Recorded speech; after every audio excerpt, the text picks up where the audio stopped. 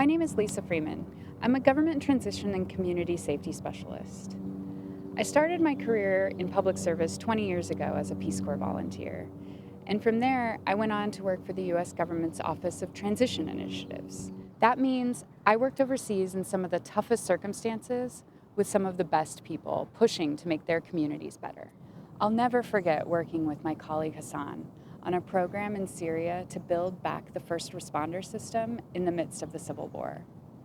When neighborhoods were bombed, Hassan worked to give hundreds of brave volunteers the tools to dig people out of rubble, put out fires, and provide emergency medical care to save lives.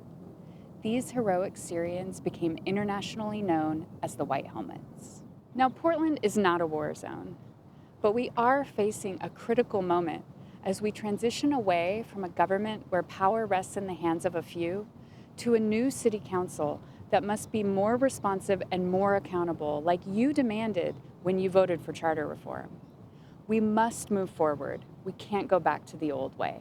My work in over a dozen countries like Bosnia, Afghanistan, and Nigeria have taught me to bring innovative solutions to our local crises. And inspired by colleagues like Hassan, working so hard to make their communities safer, I decided to shift my career from working internationally. I spent the last 2 years at the City of Portland leading efforts to get more outreach workers, violence interrupters, and mental health crisis responders out on the streets to prevent gun deaths and to get the right response to people in crisis.